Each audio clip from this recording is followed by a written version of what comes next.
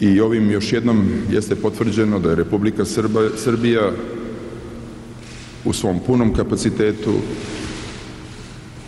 dovršavala saradnju sa Haškim tribunalom, tragajući za optuženima i zatvarajući tu tešku stranicu naše zajedničke istorije.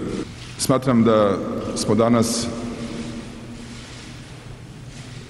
okončali jedan težak period naše skorašnje istorije, da smo skinuli ljagu sa Srbije, svih građana Srbije i svih pripadnika srpskog naroda, gde god da taj naš srpski narod živi. Smatram da je ova akcija pokazala da su bezbednosne institucije Republike Srbije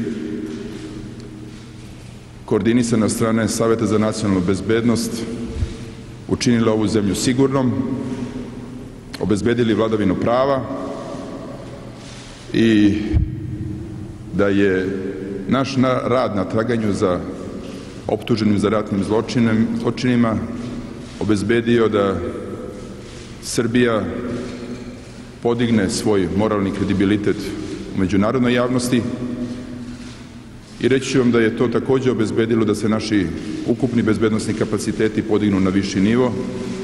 Izveštaj Serža Bramerca je već poslat.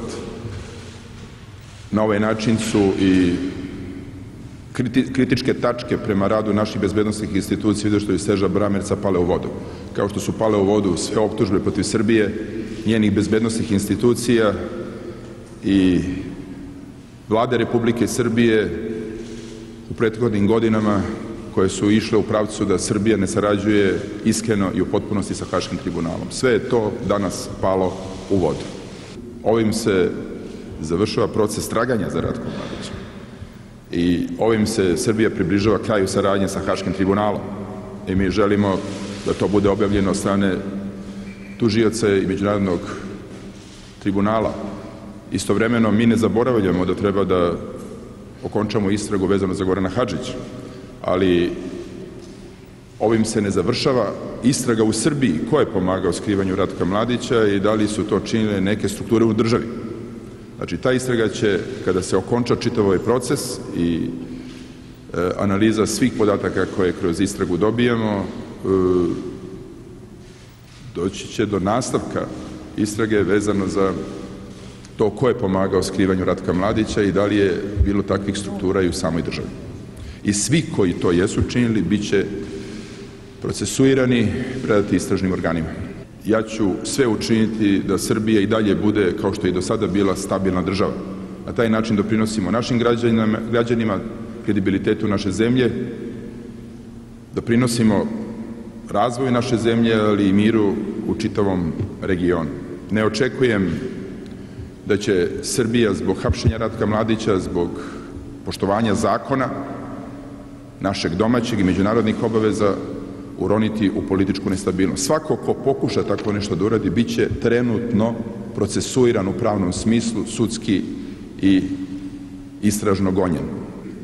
I ja sam ubeđen da smo mi na ovaj način u svakom slučaju otvorili vrata prema statusu kandidata za članstvo u Evropskoj uniji, pregovorima, na kraju i članstvo u Evropskoj uniji.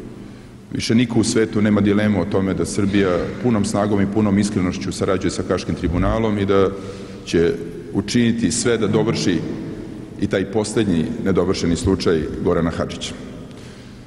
Znači, Goran Hadžić će takođe biti uhapšen čim bude dostupan istražnim organima. Kao što sam rekao da će biti uhapšen Ratko Mladić i to se dogodilo. Kao što sam rekao da će biti uhapšen Radovan Karadžić i to se dogodilo. I bit će uhapšeni svi organizatori velikog kriminala u Srbiji do kraja mandata ove vlade. Ja vam to obećavam.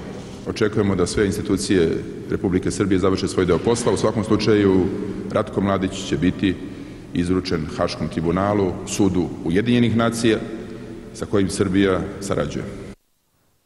A kako B92 saznaje, Ratko Mladić nije bio prerušen, nije imao bradu, veoma je ostario i prilikom hapšenja bio je vrlo kooperativan.